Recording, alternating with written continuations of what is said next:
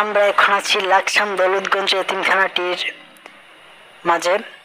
আমরা এখন লাকসাম দৌলতগঞ্জ এতিমখানাটি ঘুরে ফিরে দেখছি। লাকসাম দৌলতগঞ্জ এতিমখানার কত ছাত্র ছাত্রীদেরকে আমরা দেখছি।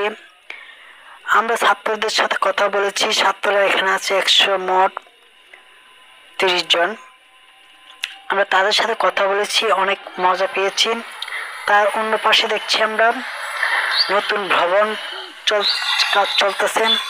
আমরা ওই ভবনের জন্য যাহা পারি, যে যেমনি পারি, দেশ বিদেশে থেকে যারা দেখছেন আপনারা, যা পারি তাদের জন্য কিছু সাহায্য করার জন্য আবেদন জানাচ্ছি। এতিমখানার নম্বর দেওয়া আছে স্ক্রিনে। আপনারা দেখছেন স্ক্রিনে যে নম্বরটি, ওই নম্বরের মাধ্যমে আপনারা যোগাযোগ করে পাঠাতে পারেন। ও আপনারা এই এতিমখানাটির জন্য যাহা পারেন, যে যেখান থেকে আমার এই ভিডিওটি দেখছেন লাইভ এবং সরাসরি যারা দেখছেন, তাদের উদ্দেশ্য আমি বলছি। আমার বাড়ি লাকসামে। আসসালামু আলাইকুম।